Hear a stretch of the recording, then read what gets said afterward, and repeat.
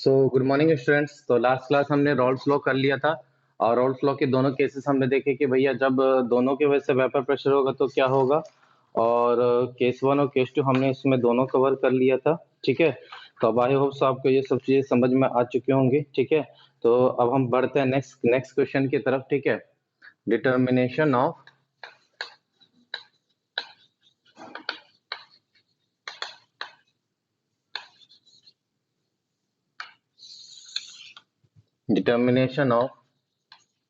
Mole fraction in vapour phase. Determination of mole fraction in vapour phase. ठीक है, vapour phase में हम जब मोल फ्रैक्शन को कैसे डिटरमाइन करेंगे, तो बेसिकली ये जो केस है Dalton's law versus Rawls law.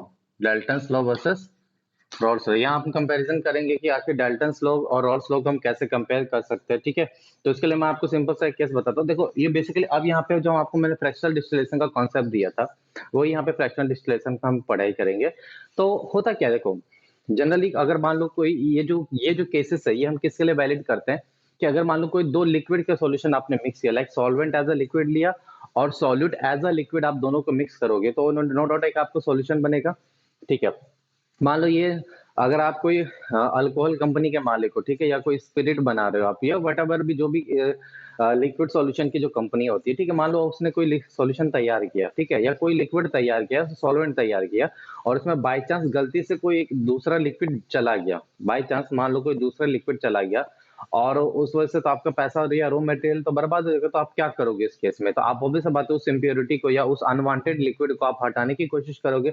वो हम कैसे हटाते हैं, वो by the help of fraction distillation. कैसे हटाएंगे हम बेटा, by the help of fraction distillation. ठीक है, now come to the point, अभी हटाएंगे कैसे। तो फ्रैक्शन डिस्टिलेशन के दो कॉन्सेप्ट होते हैं। ठीक है, कि एक तो कॉन्सेप्ट ये होता है भाई दो लिक्विड अगर मिक्स हो गया तो उनका कभी भी वोलेटाइल नेचर सेम नहीं हो सकता। ठीक है, लाइक शहद और पानी का मिक्स होना, तो ऑब्वियस सा बात है शहद का वोलेटाइल नेचर अलग होता है और पानी का वोलेटाइल नेचर अलग होता है, और ऑब्वियस सा बात है उनके बॉइलिंग पॉइंट में भी डिफरेंस होता है। तो फ्रैक्शन डिस्टिलेशन ये कहता है कि अगर मान लीजिए किसी दो लिक्विड के बीच में बॉइलिंग पॉइंट का डिफरेंस है तो ऑब्वियस सा बात है आप उनको इजीली सेपरेट कर सकते हो, क्योंकि दुनिया में जितने भी लिक्विड है सबका अपना बॉइलिंग पॉइंट होता है।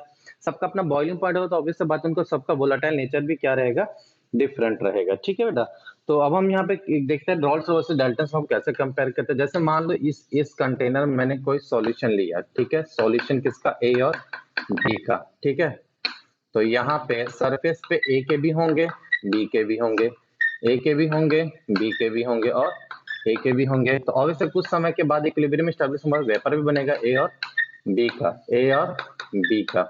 ठीक है, तो याद करो रॉल्स लॉ क्या बोलता है, रॉल्स लॉ बोलता है कि भाई किसी भी वोलेटाइल कंपोनेंट का पार्शियल प्रेशर उसके मोल फ्रैक्शन के डायरेक्टली प्रोपोर्शन होता है। क्या होता है, मोल फ्रैक्शन के डायरेक्टली प्रोपोर्शन होगा। ठीक है, तो अगर मैं बात करूं कि अगर जैसे मैं बात करूं भाई ए का मोल फ्रैक्शन लिक्विड फेज में क्या होगा, तो आप उसको कैसे डिनोट करोगे, एक्स से। तो याद करो आपको मैंने रॉल्स लॉ में भी बताया था कि जो मोल फ्रैक्शन होता है वो हम सॉल्यूशन के लिक्विड फेज में देखते हैं भाई कि सॉल्यूशन में उसका मोल फ्रैक्शन कितना है, तो उसको हम किससे डिनोट करते हैं, एक्स से। तो इसको हम क्या बोलेंगे, मोल fraction of A in liquid phase, mole fraction of A in liquid phase, और एक्स बी को हम क्या डिनोट करेंगे, मोल fraction of B in liquid phase, mole fraction of B in liquid phase. तो ऑब्वियस बात है अब इनका जो वेपर बना होगा तो उनमें भी तो ए और बी का अपना एक मोल फ्रैक्शन होगा। जरूरी थोड़ी ना कि यहाँ पे जो मोल फ्रैक्शन है ए और बी का वही मोल फ्रैक्शन वो वहां पे भी, ऐसा कोई जरूरी नहीं है। इसलिए यहाँ पे जो मोल फ्रैक्शन होता है यहाँ पे उसको हम किससे डिनोट करते हैं, वाई से। तो कभी भी याद रखना किसी भी लिक्विड फेज का मोल फ्रैक्शन को, मैं किसी भी लिक्विड फेज के मोल फ्रैक्शन को हम एक्स से डिनोट करते हैं, किसी भी मोल फ्रैक्शन को या किसी भी कंपोनेंट के मोल फ्रैक्शन को हम वेपर फेज में वाई से डिनोट करते हैं। तो भाई वेपर फेज है तो यहाँ पे इनका भी अपना कंपोजिशन होगा, भाई ए का अपना कंपोजिशन होगा, बी का अपना कंपोजिशन होगा। तो let it be y A मेरा क्या है, mole fraction of A in vapour phase. वैसे ही वाई बी क्या हो जाएगा, mole fraction of B in vapour phase, y B क्या हो जाएगा मेरा, mole fraction of B in vapour phase. तो यहाँ तक आपको चीजें क्लियर समझ में आ चुकी होंगी। पहली बात। दूसरी बात क्या होती है बेटा कि एक्स ए और एक्स बी आपके हाथ में होता है। भाई मैं बोल रहा हूँ कि एक स्टूडेंट बोल रहा है कि सर मैं ये चाहता हूँ कि मैं एक सॉल्यूशन बनाना चाहता हूँ जिसमें ए का मोल फ्रैक्शन है मेरा 0.7 और बी का मोल फ्रैक्शन है 0.3। ठीक है, उसने एक सॉल्यूशन बनाया। ठीक है, और वो दूसरा स्टूडेंट बोल रहा है कि नहीं सर मैं बोल रहा हूँ कि ए को मैं 0.4 रख रहा हूँ, बी को मैं 0.6। बिल्कुल, आप दो लिक्विड को मिक्स करोगे तो वो आपके हाथ में है कि उनका मोल फ्रैक्शन आप कितना लेना चाहते हैं। क्यों? क्योंकि भाई वो तो आपको पता है कि आपने उस ए के कितने मोल्स लिए और बी के कितने मोल्स लिए, तो ऑब्वियस बात है मोल फ्रैक्शन तो बिल्कुल आपके हाथ में है लिक्विड फेज में। लेकिन यहाँ पे इसका वेपर कितना बनेगा ये कौन डिसाइड करता है? ये डिसाइड करता है पी नॉट ए और पी नॉट बी, जो दोनों की वैल्यू आपको क्या रहती है, गिवन रहती है। क्योंकि जब भी आप कोई एक्सपेरिमेंट करते हो बेटा, थोड़ा ध्यान से समझना, जब भी आप कोई एक्सपेरिमेंट करोगे तो अगर आपने दो लिक्विड को मिक्स किया तो ऑब्वियस बात है उनका प्योर प्योर कंपोनेंट का वेपर प्रेशर तो आपको ऑलरेडी पता रहेगा, क्योंकि साइंटिफिकली ये कैलकुलेटेड वैल्यू रहती है। ठीक है, जब भी आप कोई दो लिक्विड को मिक्स करते हो तो उनका पी नॉट है पी नॉट भी आपको वेल नोन रहता है। ठीक है, अब मान सकता हूं कि क्योंकि हमने हर केस में ये माना है कि ए और बी का वोलाटाइल नेचर अलग अलग है, तो हम ये मान के चलते ए का volatile A is more volatile than B. Again हम यहाँ पे क्या मान के चलेंगे, A is more volatile than B. भाई ए और बी मतलब दोनों volatile nature, different different volatile nature के। ठीक है, अब समझो बात को थोड़ा। तो अब यहाँ पे जो भी वेपर बनेगा ए का, तो मुझे पता ए वोलाटाइल है बी से ज्यादा, तो ऑब्वियस बात है यहाँ पे जो वाई ए रहेगा वो वाई बी से क्या रहेगा, थोड़ा ज्यादा रहेगा। ठीक है, क्योंकि वोलाटाइल नेचर ए का ज्यादा, हालांकि बी के भी वेपर बनेंगे लेकिन उतने अमाउंट में नहीं बनेंगे जितना ए का वेपर बनेगा। आई बात समझ में ये चीज? तो ये जो वाई ए और वाई बी होता है ये अपने हाथ में नहीं होता, ये हमारे हाथ में नहीं होता है। ये डिपेंड करता है सिर्फ पी नॉट ए और पी नॉट बी की, उनके प्योर फॉर्म में वेपर प्रेशर की वैल्यू पे डिपेंड करेगा कि ये कितने वेपर बनेंगे। तो इस तरीके से आप देखे जाओ जितने बार वेपर बनते जाएगा तो ऑब्वियस बात है ए हमेशा क्या रहेगा, बी से क्या रहेगा, बड़ा रहेगा। ठीक है, अब समझो बात को। अगर मैं रॉल्स लॉ की बात करूं,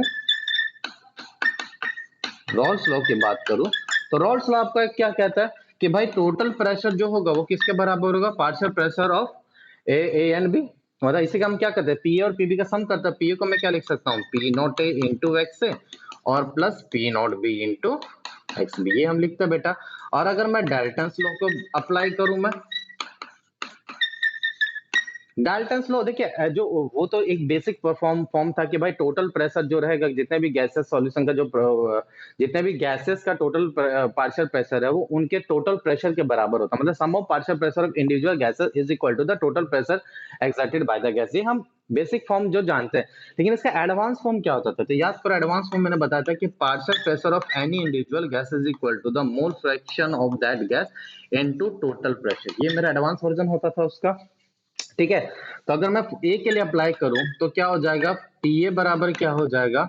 अब ये मोल फ्रैक्शन आपको किस फेज में लेना है, एक्स से नहीं ले सकते। क्यों? एक्स से तो आप सिर्फ रॉल्स लॉ के लिए अप्लाई कर सकते, क्योंकि हम वहां पे मोल फ्रैक्शन लिक्विड फेज में लेते हैं। लेकिन डाल्टन्स लॉ में हमें मतलब सिर्फ किससे रहता है, गैस से या वेपर से मतलब रहता है। तो यहाँ पे मोल फ्रैक्शन वाई हो जाएगा और इनटू टोटल प्रेशर पी, जो हम इस यहाँ से पी निकालेंगे ना वही प्रेशर आपको यहाँ कंसिडर करना है।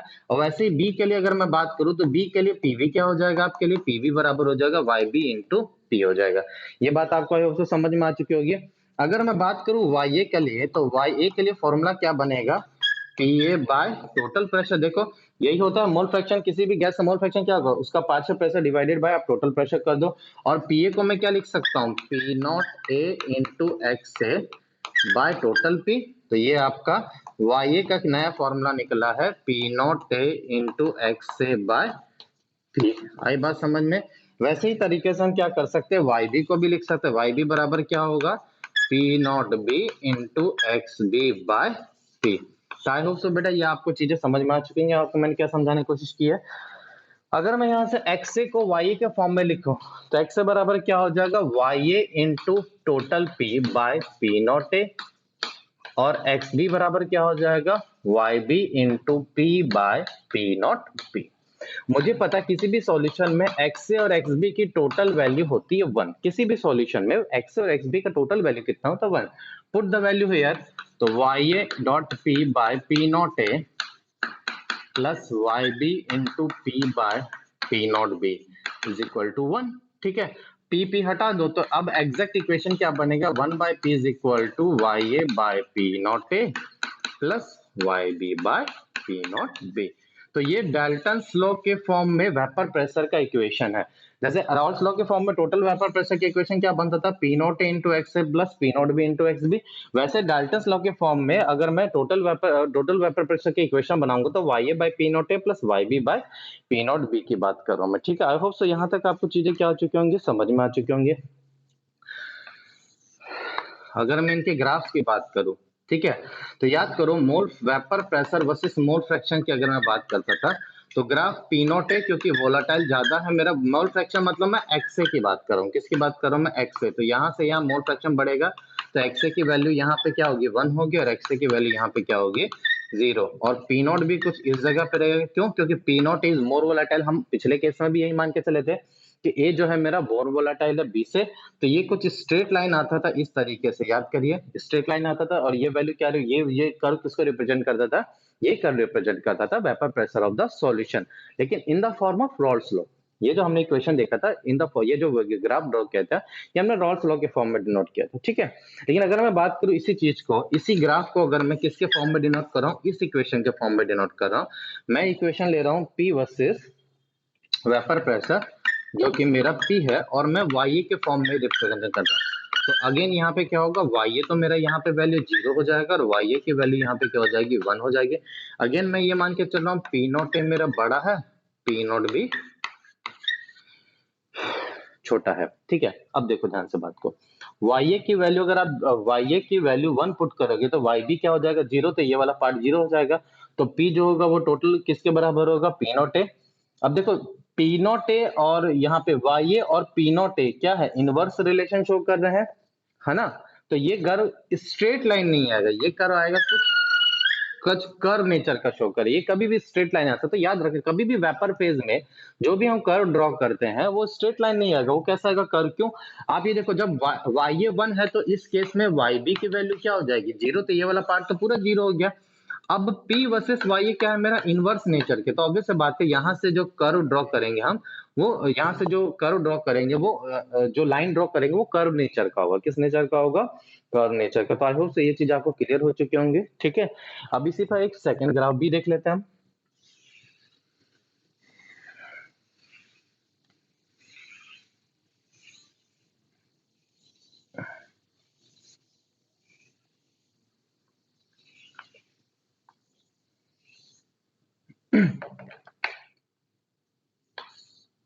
जैसे मान लो ये कर्व है, ठीक है।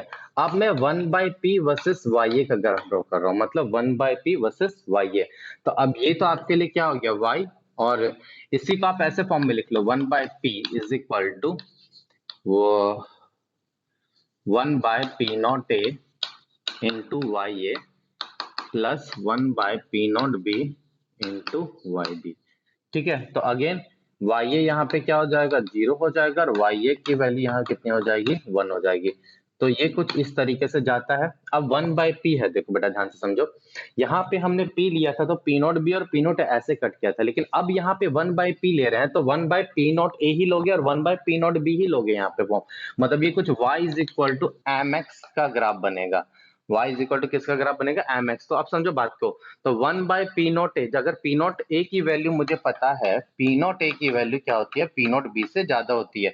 तो 1/p नॉट ए की वैल्यू क्या होगी, छोटी होगी 1/p नॉट बी से। मतलब अब यहाँ पे ऊपर में तो क्या होगा, 1/p नॉट बी होगा, और यहाँ पे क्या होगा, 1/p नॉट ए। आई बात समझ में। तो ये या तो आई होप आपको समझ में आ गया, क्योंकि मुझे पता है जैसे अगर पी नॉट ए की वैल्यू 20 है, अब पी नॉट बी की वैल्यू है 10, तो आपको ऑब्वियस बात है 1/10 विल बी ग्रेटर देन 1/20। ये चीज आपको समझ में आ चुकी होगी। अब क्योंकि ये ग्राफ कैसा, y equal to mx plus c का स्ट्रेट लाइन का ग्राफ है, तो अब ये स्ट्रेट लाइन आएगा, ना कि कर्वेचर नेचर आएगा। आई बात समझ में सबको, y equal to mx plus c, जो भी वट ये जो भी है। तो आई होप ये बात क्लियर हो चुकी होंगी आपको, ठीक है। इसी में एक इंपॉर्टेंट क्वेश्चन आता है, ये क्वेश्चन आपको नरेंद्र अवस्थी में मिलेगा। ड्रॉ द ग्राफ बिटवीन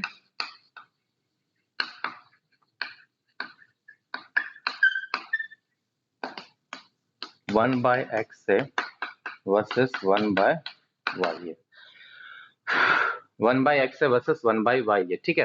अब 1/x वर्सेस 1/y का इस इक्वेशन को लो, ठीक है। मैं क्या कर रहा हूँ, एक्स का फॉर्मूला क्या होता है, y A into p by P not A, ठीक है। तो 1/x और 1/y को मैं रिवर्स कर दे रहा हूँ, तो 1/x is equal to p not A divided by y A into p. तो आप ऐसे इसको अगर रीअरेंजमेंट करोगे तो P not A by p into 1/y A. अगर कोई बच्चा ये सोच रहा है कि y is equal to m x का ग्राफ, देखो ये मेरे लिए क्या हो गया, पूरा y हो गया, ये मेरे लिए पूरा क्या हो गया, x, तो स्लोप ये हो जाएगा, y is equal to m x का ग्राफ है। अगर कोई ये बच्चा सोच रहा है और इस तरीके से ग्राफ रिप्रेजेंट कर देगा, तो मैं बता दे रहा हूँ ये ग्राफ उसका क्या हो जाएगा, गलत हो जाएगा। क्यों गलत हो जाएगा बेटा, देखो y और mx वाले ग्राफ में क्या था, x और y ही वेरिएबल होता है, m तो मेरा क्या रहता है, कांस्टेंट रहता है। तो यहाँ पे नो डाउट x और y की वैल्यू वेरिएबल है, लेकिन ये p नॉट एक कांस्टेंट है, बट p तो वेरिएबल है ना। तो आपको ये p को क्या करना पड़ेगा, सब्स्टिट्यूट करना पड़ेगा दूसरे फॉर्म में, ठीक है। तो कैसे सब्स्टिट्यूट करेंगे, तो देख लेता है ये। तो मैंने क्या किया, 1/x को मैंने कर दिया p not a by p into 1/y। तो मैं क्या कर सकता हूँ, 1/x को इसको मैं लिख सकता हूँ p by p not a is equal to 1/y a, और इसी को मैं आगे रिप्रेजेंट करूंगा तो 1/x a इंटू p को मैं क्या लिख सकता हूँ, p नॉट b, अच्छा p not a plus p not b minus p not a into x a by p not a into x a, sorry p into p not a, sorry p को मैंने इस form में represent कर दिया, ये वाला equation बताया था ना रॉल्स लॉ का सेकंड केस, तो उसी फॉर्मूले को मैंने एक्स के फॉर्म में लिख दिया, क्योंकि मेरा एक्स यहाँ पे है और p naught as it is यहाँ पर इज इक्वल टू किसके बराबर हो जाएगा, 1/y। तो अगर आप इस फर्दर इस इक्वेशन को सॉल्व करोगे, मैं क्या कर अलग अलग कर दे रहा हूँ, तो यहाँ पे क्या हो जाएगा, 1/x plus P not be minus p not A divided by P not A, और x से मैं मल्टीप्लाई करूं तो x और x ये वाला पार्ट क्या हो जाएगा, कैंसिल हो जाएगा, इज इक्वल टू 1/y। मतलब इस दो सब अलग अलग कर दो, यहाँ पे 1/x से मल्टीप्लाई होगा और यहाँ पे भी 1/, तो 1/x से और x से क्या हो जाएगा, कैंसिल हो जाएगा यहाँ पे। तो अगर मैं बात करूं 1/x से, 1/x से क्या हो जाएगा, 1/y प्लस, सॉरी माइनस हो जाएगा यहाँ पे P not be minus p not A by P not A, ठीक है। अब मैं क्या कर रहा हूं, मैं इसको रिवर्स कर दे रहा हूं, नेगेटिव साइन क्या ले रहा हूं मैं, ये ले रहा हूं मैं, कॉमन ले रहा हूं, तो यह प्लस हो जाएगा P not A minus p not B by P not A, P not B by P not a. कुछ गड़बड़ तो नहीं किया ना मैंने,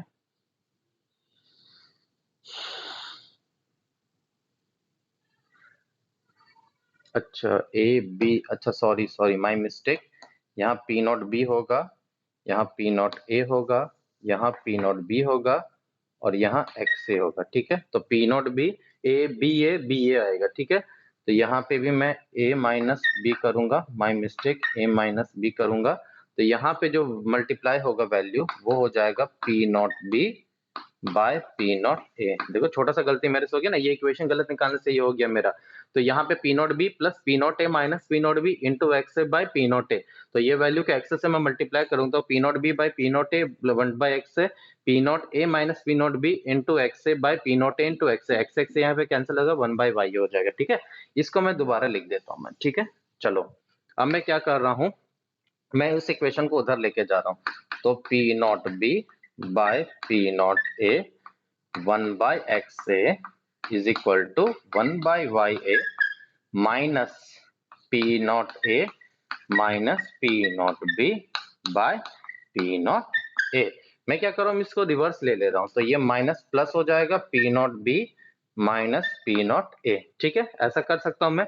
अब मैं इस इक्वेशन को क्या कर रहा हूँ, इस इक्वेशन 1 को मल्टीप्लाई कर रहा हूँ P not A by P not be से। अब मैं क्यों इससे मल्टीप्लाई कर रहा हूँ, क्योंकि मुझे मेरा ग्राफ सिर्फ 1/x वर्सेस 1/y के बीच में होना चाहिए, तो ये मेरा कैंसिल हो जाएगा। तो ये मल्टीप्लाई करने के बाद यहाँ पे सिर्फ 1/x से बचेगा और यहाँ पे क्या आ जाएगा, P not A by P not B into 1/YA plus P not B minus P not A divided by P not B, क्योंकि P नॉट A और P नॉट B में P नॉट A क्या हो जाएगा, cancel जाएगा, P not A by P not B multiply तो P not A cancel हो जाएगा, यहाँ P not A by P not B बचेगा और P not A by P not B into P not B by P not A, तो ये दोनों पूरा कैंसिल है। तो ये एग्जैक्ट इक्वेशन आपका बनेगा 1/x वर्सेस 1/y के बीच में। तो अगर मैं इस ग्राफ के स्लोप की बात करूं तो स्लोप हो जाएगा P not A by P not B, और अगर मैं इंटरसेप्ट की बात करूं तो P not B minus P not A by P not B। ठीक है, तो इसका ग्राफ कैसा बनेगा, बिल्कुल वेरी गुड स्ट्रेट लाइन बनेगा, y equal to mx plus c का ग्राफ है ये।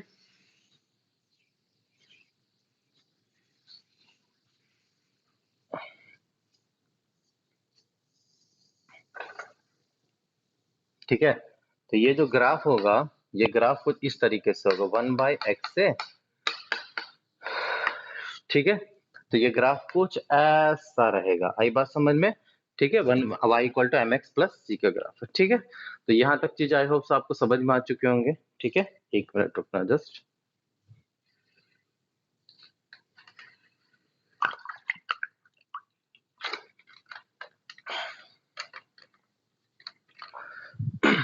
ठीक है, अगर मैं जैसे एक और कॉन्सेप्ट आता है इसके अंदर, ठीक है, तो इसको मैं हटा दे रहा हूं मैं। ठीक है, अब अपना नया कॉन्सेप्ट है कि मान लो ये आपको कोई ग्राफ दिया हुआ है, ठीक है, vapour pressure versus mole fraction का ग्राफ है, तो आपको पता है अगर ये स्ट्रेट लाइन होगा इस तरीके से, तो ये ग्राफ किसको रिप्रेजेंट करता है, लिक्विड फेज को रिप्रेजेंट करता है, और अगर ऐसा ही ग्राफ रहा तो ये ग्राफ किसको रिप्रेजेंट करे, ये लिक्विड को रिप्रेजेंट करेगा और ये गैस को रिप्रेजेंट करे, और इन दोनों के बीच का जो वैल्यू होता है लिक्विड और वेपर का क्या रहता है, इक्विलिब्रियम रहता है। क्या रहता है, लिक्विड और वेपर का इक्विलिब्रियम रहेगा। मान लो ऐसा आपको ग्राफ है, तो ऑब्वियस बात है इसमें आपको बस इतना अगर ये भाई वेपर प्रेशर मोल फ्रैक्शन के बीच का स्ट्रेट लाइन है, तो मतलब वो लिक्विड फेज को वेपर प्रेशर को रिप्रेजेंट, मतलब वो लिक्विड फेज में पूरा वेपर प्रेशर, क्या बोल रहा हूँ sorry, vapour pressure versus mole fraction अगर स्ट्रेट लाइन आ रहा है मतलब वो लिक्विड को रिप्रेजेंट कर रहा है, और कर नेचर का है तो मतलब वो किसको रिप्रेजेंट करता है, गैस को रिप्रेजेंट करता है। ठीक है, मैं बोल रहा हूं, मैं यहां से प्रेशर घटाते घटाते इस पॉइंट तक आ रहा हूं, मतलब आपको बताना है कि भैया पॉइंट ए क्या होगा,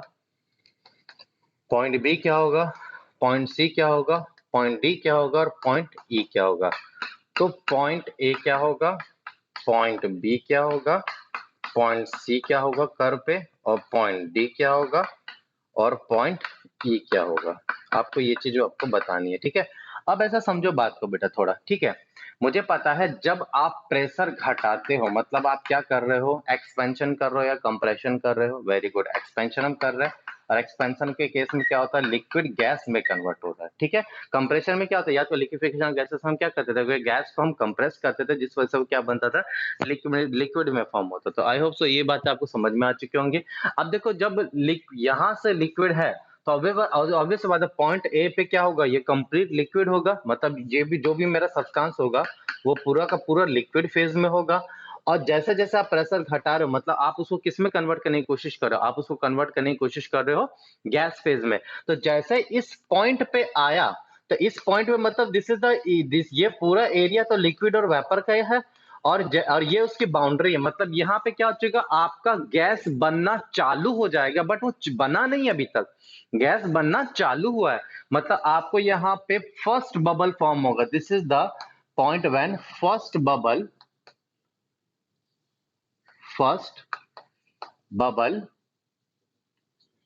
ऑफ वेपर फॉर्म। पहला बबल आपको वेपर फॉर्म, मतलब ये पॉइंट बी आपके लिए क्या बनेगा, बबल पॉइंट बनेगा। क्या बनेगा, पॉइंट बी आपके लिए बबल पॉइंट। ठीक है, इसी से मैंने क्या किया, मोल फ्रैक्शन चेंज नहीं किया, मैं सिर्फ प्रेशर को चेंज करता रहा, कंपोजिशन को चेंज नहीं कर रहा मैं उसके। तो अब क्या होगा, पहला ड्रॉप बबल का बनेगा क्योंकि प्रेशर घटाते घटाते और सडनली और प्रेशर घटाए तो ये कंप्लीटली किस में आ जाएगा, इसमें अब थोड़े ज्यादा से ज्यादा वेपर बन चुके होंगे। इस पॉइंट सी में लिक्विड भी होगा आपके पास, वेपर भी होगा, सिग्निफिकेंट अमाउंट में होंगे, दोनों दोनों के दोनों क्या होंगे, सिग्निफिकेंट अमाउंट में होंगे। ठीक है, खुद से समझो कि भाई आप प्रेशर घटाते जा रहे तो लिक्विड क्या हो जाएगा, धीरे धीरे वेपर में बनना चालू करेगा। एक समय ऐसा आएगा कि पहला ड्रॉप वेपर का बनेगा, और घटाते जा रहे तो भाई पूरा का पूरा लिक्विड क्या होगा, गैस में बनते जाएगा बनते। इस पॉइंट से में क्या होगा, लिक्विड भी बहुत, आधा लिक्विड होगा आधा वेपर होगा। तो मतलब मैं बोल सकता हूँ लिक्विड और वेपर दोनों सिग्निफिकेंट क्या है अमाउंट में, ठीक है। लेकिन पॉइंट डी पे क्या होगा, और आप कंटिन्यूस प्रेशर घटा तो ज्यादा से ज्यादा लिक्विड किस में कन्वर्ट होता जाएगा, गैस में कन्वर्ट हो जाएगा। एक समय ऐसा आएगा कि ऑलमोस्ट सारा लिक्विड क्या हो चुका है, गैस में कन्वर्ट हो चुका है, बस एक लास्ट ड्रॉप वेपर का बचा है। तो इस पॉइंट का मतलब क्या है कि भाई वेपर के फेज से पहले, मतलब ये ना तो कंप्लीट वेपर है और ना कंप्लीट लिक्विड है, भाई दोनों का बाउंड्री है ना। मान लो ये इंडिया और ये पाकिस्तान है, ये पाकिस्तान का बाउंड्री, ये इंडिया का बाउंड्री, और ये बीच का जो बाउंड्री होता है इसको हम नो मैंस लैंड बोलते हैं। ये बाउंड्री, ये जो एरिया होता है ये किसी का नहीं होता, ये दोनों का होता है, ये पाकिस्तान का भी होता है और ये इंडिया का भी होता है। आई बात समझ में। तो ये क्या होता है भाई, ये बाउंड्री में हम क्या कर रहे हैं, पाकिस्तान में एंटर कर रहे हैं। पाकिस्तान मतलब कि हम वेपर बना रहे हैं, तो ऑब्वियस बात है कि एक समय ऐसा आएगा कि पूरा का पूरा लिक्विड तो खत्म हो चुका है। मतलब अगर इसके बाद में चला जाऊंगा तो ये पूरा एरिया वेपर का हो जाएगा और ये पूरा लिक्विड का एरिया। तो यहाँ पे क्या होगा, आपका last drop liquid remain, last drop of liquid remain, मतलब ऑलमोस्ट सारा का सारा लिक्विड क्या हो चुका है मेरा, गैस में कन्वर्ट हो चुका है। तो यहाँ पे पॉइंट डी क्या होगा मेरा, इसको हम बोलेंगे ड्यू पॉइंट। अब याद करो यही तो होता था कि जब भैया कंप्लीट आपका जो है सॉल्यूशन वेपर में, लेकिन एक अभी भी एक ड्रॉप आपका क्या बचा है, वेपर बचा है, सॉरी लिक्विड बचा है। तो अभी भी इक्विलिब्रियम तो अभी भी होगा ना, इससे बोलो यहाँ से लेकर यहाँ तक इक्विलिब्रियम क्या रहता है, वो रहता है क्या बोलता है, इक्विलिब्रियम स्टैब्लिश रहता है। तो इस पॉइंट को हम क्या बोलेंगे, ड्यू पॉइंट बोलेंगे। और पॉइंट ई मतलब जैसे आएंगे तो हम कंप्लीट किस में आ चुके होंगे, वेपर फेज में आ चुके हैं, कंप्लीट वेपर फेज हो चुका है मेरा। तो आई होप तो आपको ये पॉइंट जो है, ये ग्राफ जो है आपको समझ में आ चुका होगा, मैं आपको क्या समझाने की कोशिश कर रहा हूँ, ठीक है। तो this was your overall determination of mole fraction. अब ये तो देखो बेसिक कॉन्सेप्ट था कि भाई वेपर फेज में हम किसी का मोल फ्रैक्शन निकालते तो कैसे निकालते, बट क्वेश्चन आपका ऐसा नहीं आएगा। क्वेश्चन ऐसा आएगा कि मान लो ये लिक्विड है, इस कंटेनर में एक लिक्विड रखा हुआ है, इसको मैंने क्या किया, जितने भी वेपर बने सारे के सारे वेपर को मैंने कंडेंस कर दिया। तो जितना भी वेपर कंडेंस हुआ वो लिक्विड में कन्वर्ट हुआ, और उस लिक्विड में उसका मोल फ्रैक्शन कितना होगा, और उस लिक्विड का भी तो फिर एक वेपर फेज बनेगा, तो उसमें उसका कितना होगा, फिर से मैंने उसको क्या किया, कंडेंस किया। मतलब जितने बार सॉल्यूशन बनते जाएगा उसके सारे के सारे वेपर को मैं कंडेंस करते जाऊंगा, फिर जो कंडेंस लिक्विड का फिर से एक वेपर बनेगा, फिर उस वेपर को फिर से मैं दूसरे कंटेनर में कंडेंस करते जाऊंगा, और फिर जो दूसरा कंटेनर में जो मेरा लिक्विड बना उसके वेपर बनेंगे, उसको मैं तीसरे कंटेनर में ले जाके कंडेंस कर दूंगा। इस तरीके से क्या होता है, यही इसी कॉन्सेप्ट को हम क्या बोलते हैं, फ्रैक्शनल डिस्टिलेशन कहते हैं। क्या बोलते हैं बेटा, फ्रैक्शनल डिस्टिलेशन। और इसी वजह से क्या होता है कि जो वोलेटाइल नेचर होगा, ठीक है, तो वो उसका वेपर ज्यादा बनेगा, और फिर लिक्विड बनेगा तो लिक्विड में भी उसका मोल फ्रैक्शन ज्यादा रहेगा। और इस तरीके से क्या होता है, अलग अलग हम उनको कर देते हैं। अगर आपको नहीं समझ में आएगा तो मैं आपको डायग्रामेटिकली समझाता हूँ, डोंट वरी, ठीक है।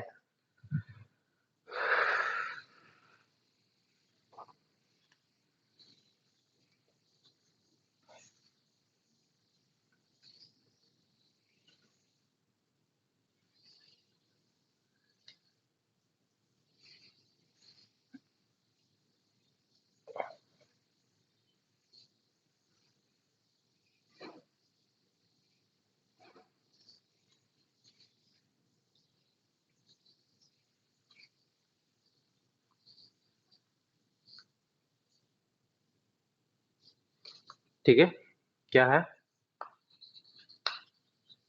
Calculation of mole fraction after condensation, calculation of mole fraction after condensation. देखो बहुत इंपॉर्टेंट कॉन्सेप्ट है ये, तो इसको पहले मैं डायग्रामेटिकली समझा देता हूँ। मान लो ये आपने कोई कंटेनर लिया, और यहाँ पे एक क्या कर दी मैंने, पाइप जोड़ दी, ठीक है। ये पाइप ऊपर तक गया, ये पाइप ऊपर तक गया, ठीक है। यहाँ पे मैं क्या कर रहा हूँ, एक डिवाइस लगा रहा हूँ, इस डिवाइस को हम बोलते हैं कंडेंसर, ठीक है। पहले मैं डायग्राम बना देता हूँ, आपको बेटर अंडरस्टैंडिंग होगी।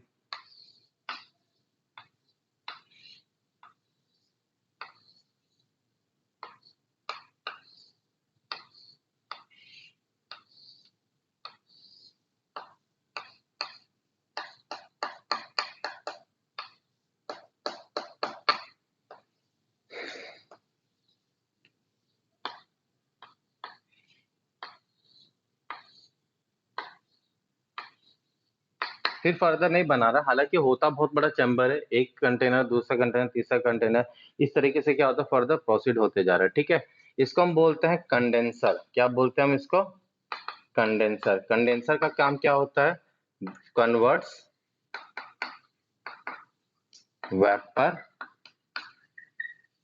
Into liquid. हर कंडेंसर का क्या काम का होता है कि वो वेपर को लिक्विड में कन्वर्ट करता है। यहाँ पे भी आपके पास कंडेंसर है, ठीक है। अब होगा क्या, मान लो मैंने सॉल्यूशन लिया, मैंने सॉल्यूशन किसका लिया? ए और बी का।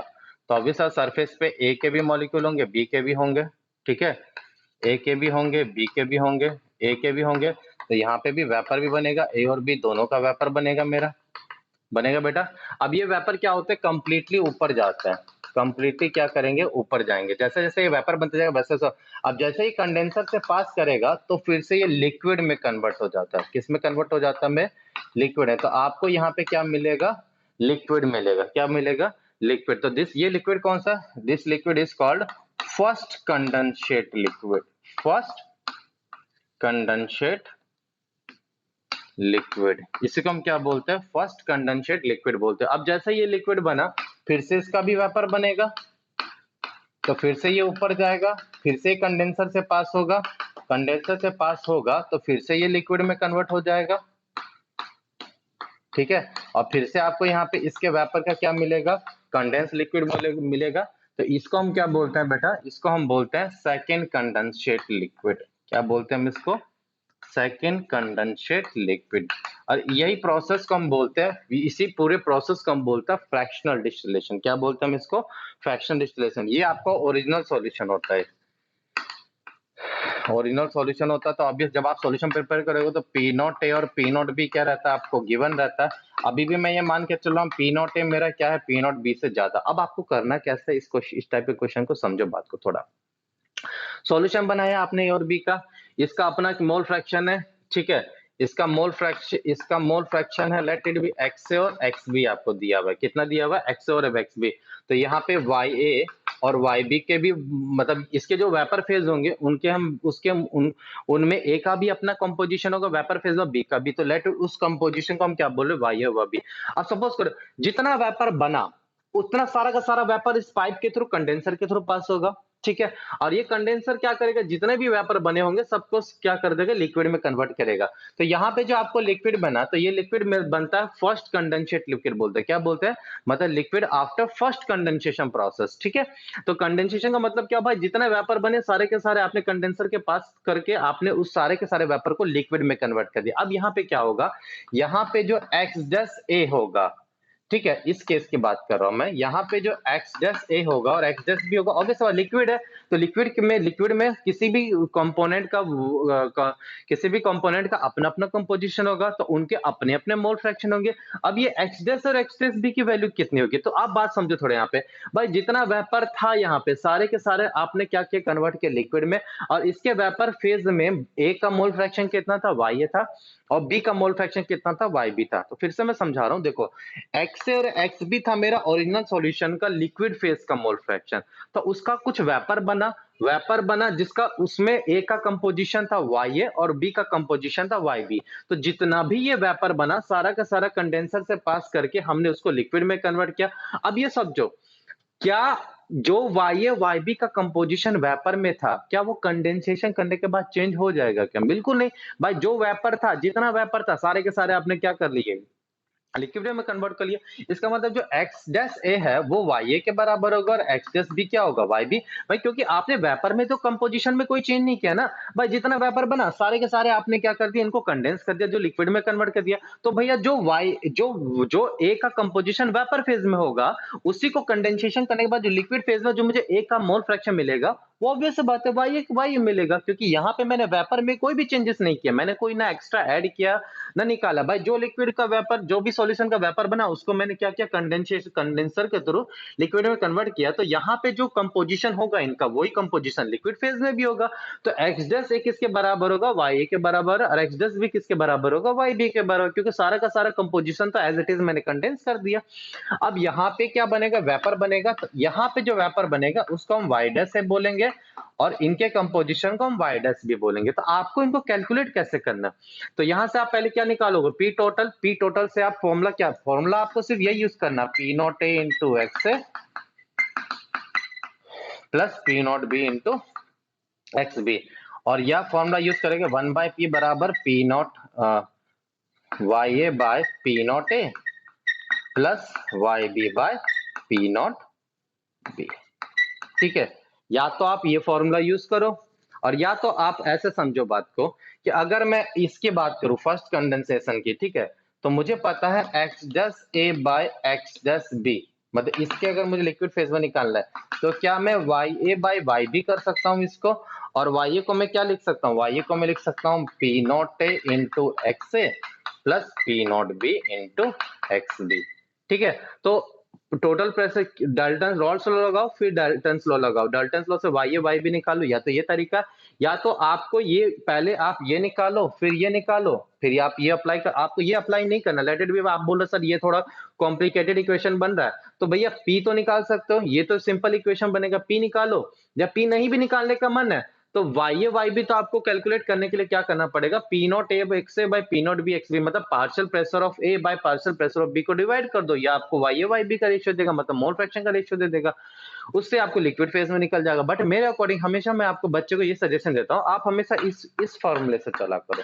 ये फॉर्मूला हमेशा क्या होता है, कभी आपके गलत होने के चांसेस नहीं होता। पहले मैंने क्या किया, टोटल प्रेशर निकाला, फिर वहां से मैंने मोल फ्रैक्शन निकाला, Rawls law Dalton law, Rawls law Dalton law, बस आपको यही फॉलो करना है। फिर से मैं आपको समझा रहा हूँ, समझने की कोशिश करिएगा आप इस चीजों को। तो यहाँ पे क्या होगा, पहले फिर से बता रहे हैं, यहाँ पे एक्स एक्स भी निकला, उसका मेरा मोल फ्रैक्शन, मोल वेपर बना, वेपर में उनका मोल फ्रैक्शन था वाई ए वाई बी, सारे के सारे वेपर को मैंने लिक्विड में कन्वर्ट कर दिया, तो मुझे पता भाई यहाँ पे जो कंपोजिशन होगा वेपर का वही लिक्विड में भी कंपोजिशन होगा, तो एक्स डैश से बराबर वाई ए होगा और एक्स डैश भी बराबर वाई बी होगा। ठीक है, तो अगर मुझे ये इन दोनों का रेशियो निकालना है तो मुझे इन दोनों का रेशियो पता होना चाहिए, इन दोनों का रेशियो पता होना चाहिए कि मैं क्या करूंगा, P not A into x by P not into x भी कर दूंगा, तो मुझे इनका रेशियो पता चल गया। अब वाई डैश है वाई डैश भी अगर आपको निकालना, भाई इनका जो सॉल्यूशन बना था इसके भी तो वेपर बनेंगे अपने, इनके भी तो वेपर बनेंगे, इनके वेपर बनाने के लिए आपको क्या करना पड़ेगा, ए और बी के मोल मतलब इस जो पहला कंडेंसेट लिक्विड बना ना, इस कंडेंसेट लिक्विड का भी अपना एक वेपर बनेगा, और इनमें भी तो ए और बी का अपना अपना कंपोजिशन होगा, तो इसको हम बोलेंगे यहाँ पे जो मोल फ्रैक्शन, जो मतलब पहले कंडेंसेट का वेपर बना, पहले कंडेंसेट लिक्विड का वेपर बना और उसमें ए का कंपोजिशन है वाई डैश है और बी का कंपोजिशन है वाई डैश बी। अब ये कैसे निकालोगे, तो भाई एक्स डैश और एक्स डैश बी पता है, तो P not into X dash A plus P not B into X dash B, total pressure निकालो, पुट करो, तो वाई डैश है वाई डैश बी यहां से आ जाएगा, एज सिंपल एज दैट बेटा। ठीक है, अब क्या करो, फिर से आपने इसको जितने वेपर बने सबको क्या किया, कंडेंस कर दिया, तो आपको ये नया लिक्विड मिला। तो सेकंड, तो यहाँ पे बात करूं मैं, यहाँ पे इसको सेकंड कंडेंसेट की बात कर रहा हूं मैं, तो यहाँ पे जो एक्स डैश डबल डैश ए है और एक्स डबल डैश बी है, एक्स डबल डैश ए और एक्स डबल डैश बी, इसका मतलब क्या हुआ कि भाई इनका मोल फ्रैक्शन क्या होगा, तो सिंपल सी बात है, यहाँ पे जो वेपर का कंपोजिशन होगा सारे के सारे वेपर को आपने लिक्विड में कन्वर्ट किया, मतलब ए और बी का जो जो रेशियो होगा या जो कंपोजिशन होगा वही लिक्विड फेज में भी तो होगा ना, क्योंकि यहाँ पे फर्दर आपने कोई चेंज नहीं किया, तो जितने वेपर थे सबको सबको लिक्विड आपने कन्वर्ट कर दिया, मतलब बोल सकता हूँ एक्स डैश ए जो होगा वो वाई डैश ए के बराबर होगा और एक्स डैश बी होगा वो वाई डैश बी के बराबर होगा। एक बात हमेशा गौर करना, मुझे पता है अगर P not A P not be से बड़ा है तो वाई ए वाई बी से बड़ा हो जाएगा। अब आप क्या करो, और इस जितने वेपर है सबको लिक्विड में कन्वर्ट कर रहे हो, तो यहाँ पे फिर से क्या मिलेगा, वाई डैश ए और भी बड़ा होगा वाई डैश बी से।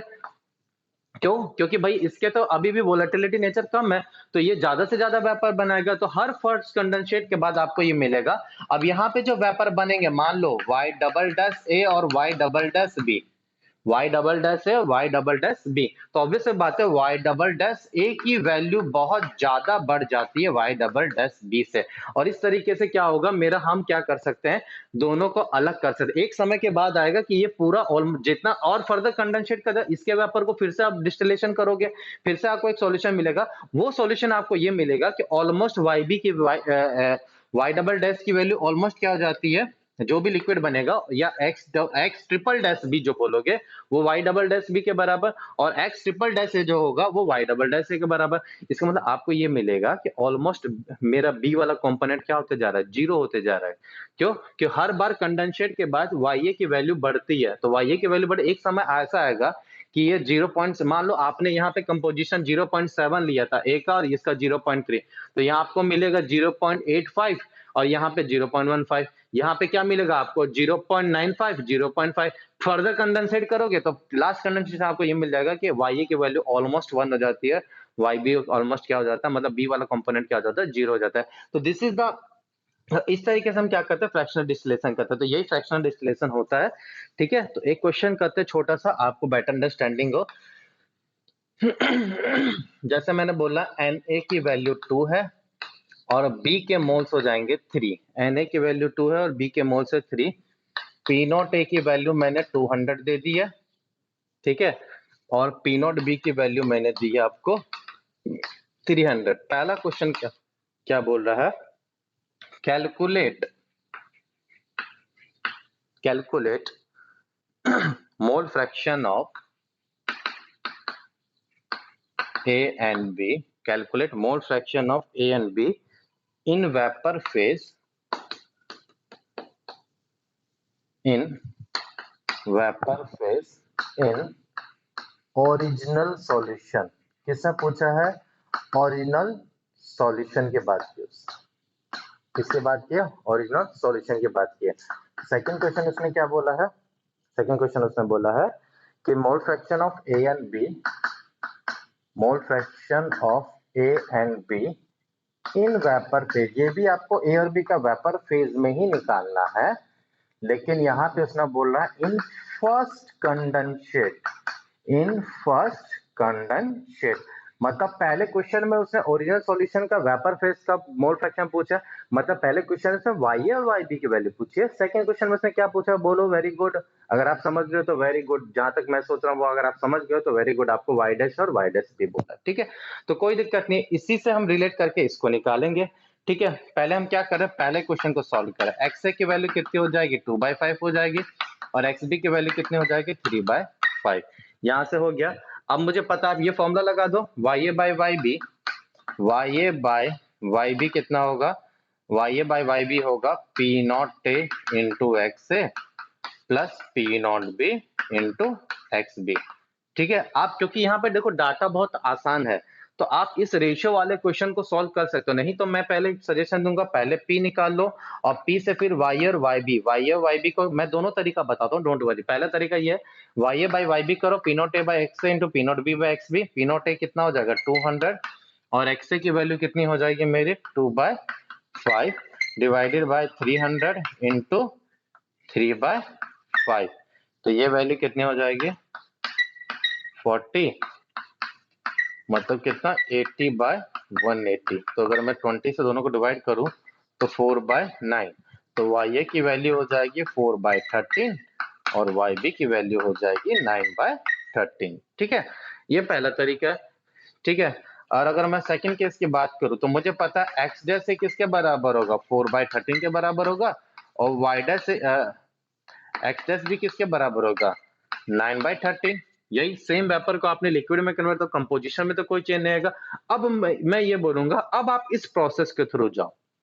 ठीक है, पहले वाले ओरिजिनल सॉल्यूशन का बोलेगा, मोल फ्रैक्शन निकालने बोलेगा वेपर में, तो आप डायरेक्ट इससे निकालो, लेकिन इस वाले केस में आप इस तरीके से जाओ, पहले आप P निकालो, तो P not A into XA plus P not B into XB, तो P नॉट A कितना मेरा 200 इंटू 4/13, 300 इंटू 9/13। तो जब आप इसको सॉल्व करोगे तो यहाँ पे जो टोटल प्रेशर आता है वो आता है आपका 270, अप्रोक्सीमेटली 270 आएगा। ठीक है, अब P आ गया, आपको क्या पूछा, आपको पूछा वेपर फेज का मोल फ्रैक्शन निकाला, मतलब आपको Y डैश और Y डैश B, तो आपका फॉर्मूला एक ही है, 1/P बराबर क्या होगा, Y dash A by P not A plus Y dash B को मैं क्या लिख सकता हूँ, 1 minus Y dash A by P not B। ठीक है, तो P आपको पता है, put the value P not A, P not भी पता, put the value and get the answer. तो इस तरीके से आपको समझना है। तो ठीक है, मेरा सजेशन ये रहेगा कि आप पहले वाले ओरिजिनल सॉल्यूशन में अगर आपको मोल फ्रैक्शन निकालना वेपर फेज में, तो आप रेशियो लेके आंसर निकाल सकते हो। लेकिन इस केस में यहां मत करना, क्योंकि थोड़े गलत होने के चांसेस होते हैं। मैंने ऑब्जर्व किया लास्ट 3-4 सालों से कि बच्चा फर्स्ट कंडेंसर या सेकंड कंडेंसर का क्वेश्चन करता हो, यही रेशियो लगाता तो थोड़ा गलत हो जाए। वाइडेस से बाय वाइडेस भी आप क्या करोगे, P not A by P not B into एक्सडेस से बाय एक्सडेस भी, बराबर ना। तो यहाँ पे आप देख लेना, रेशियो अगर सेम आ रहा तो वेल एंड गुड है। बट मेरे अकॉर्डिंग हमें हमेशा बोलूंगा आप इस क्वेश्चन के, इस इक्वेशन के थ्रू जाओ, तो आपके गलत कभी नहीं होगा। ये आपका बेसिक कॉन्सेप्ट होता है। तो इस कॉन्सेप्ट में हमने सीखा क्या, ठीक है, एक मिनट। इस कॉन्सेप्ट में हमने ये सीखा कि भाई with the help of fractional distillation हम किसी भी दो वोलेटाइल मिक्सचर लिक्विड को हम सेपरेट कर सकते हैं। दूसरा कॉन्सेप्ट क्या, लेकिन ये एक बात याद रखना है, ये जो फ्रैक्शनल डिस्टिलेशन होता है, ये सिर्फ कहाँ एप्लीकेबल होता है, ये सिर्फ और सिर्फ एप्लीकेबल होता है आइडियल सॉल्यूशन में, और वो भी उनमें जिनका वोलेटाइल नेचर क्या होना चाहिए, डिफरेंट होना चाहिए। आई बात समझ में, ठीक है। तो मैं इस कॉन्सेप्ट को लिख देता हूं यहाँ पे, डायग्राम में छोड़ दे रहा हूं आप लोगों के लिए।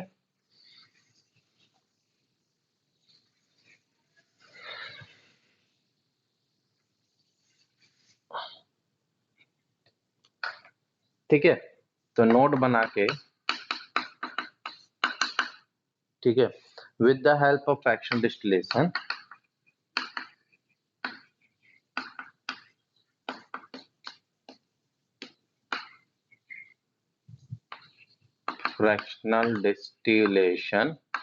with the help of fractional distillation mixture of two volatile liquid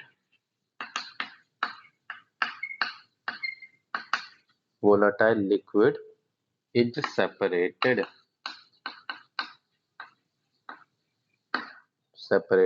ठीक है। सेकेंड क्वेश्चन क्या बोल रहा है, it is applicable for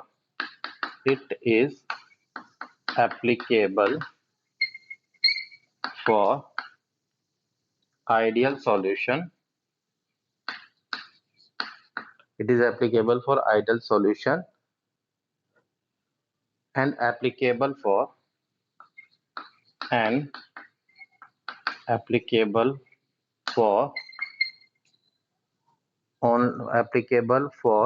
those liquid mixture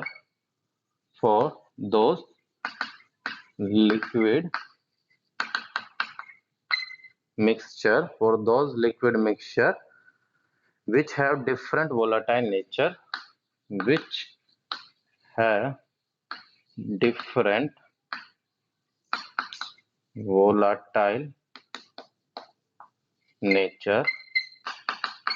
that is different boiling point। तीसरा कॉन्सेप्ट हमें क्या सीखने मिला, vapour phase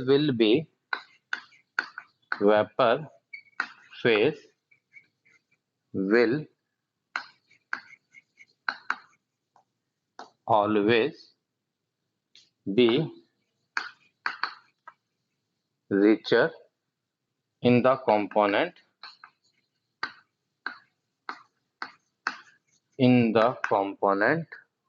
which is more volatile,